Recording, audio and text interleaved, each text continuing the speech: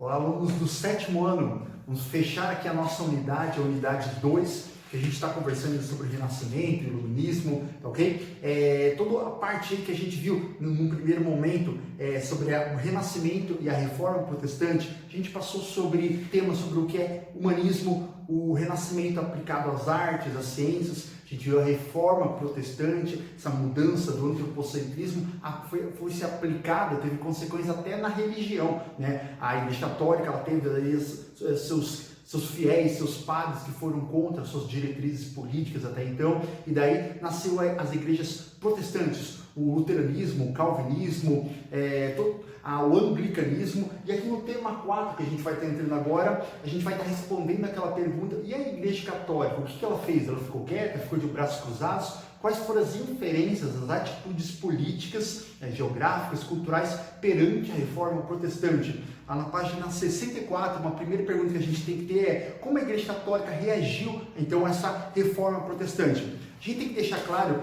que no primeiro momento a Reforma Protestante provocou uma divisão dos cristãos católicos e os cristãos protestantes. Cada um tinha suas próprias interpretações, visões políticas da e com a Bíblia, né? Isso teve consequências como guerras religiosas pela Europa. Isso foi até o século XVII, por volta de 1600, houve muitas guerras mesmo físicas, no sentido de quem não era católico foi perseguido, como se fosse quase um resgate da Idade das Trevas, da Idade Média. A Igreja Católica ela se organizou em movimentos culturais, movimentos políticos, chamados aí de Reforma Católica ou Contra-Reforma.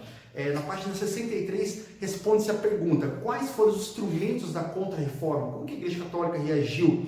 Por exemplo, uma das ações foi lá em 1545, um Concílio de Trento. Trento é a cidade lá da Itália, Concílio de Trento, onde eles reafirmaram alguns valores. Eles viram que algumas coisas estavam erradas, a venda de indulgências, algumas falcatruas, por assim dizer, dentro, só que algumas coisas doutrinárias da lei eles confirmaram. Eles reafirmaram, por exemplo, a autoridade do Papa. Eles falaram: não, o Papa é autoridade absoluta, vinda direta e abençoada por Deus. Eles não tiraram a autoridade do Papa. Outra afirmação que eles fizeram nesse Concílio de Trento, lá em 1545, foi a devoção aos santos e à Virgem Maria. Não era ídolos, eram santos, eram ungidos por Deus. Eles reafirmaram a presença unânime da imortalidade da Virgem, da Santa Maria, e dos santos que eles acreditavam através das estátuas, da santificação, através das imagens que eles tinham. A missa e a Bíblia deveriam continuar em latim. Eles falaram que a linguagem sagrada em latim não poderia ser dada, essa linguagem, o culto, a leitura, para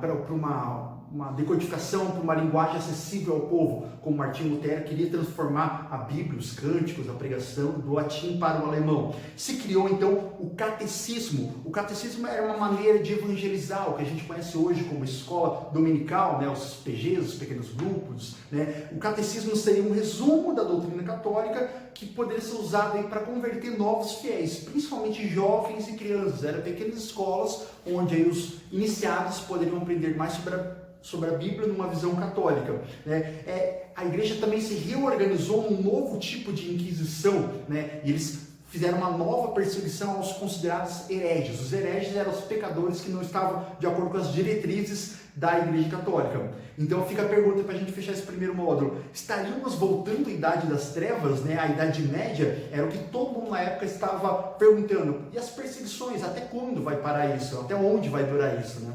Eu encontro vocês lá.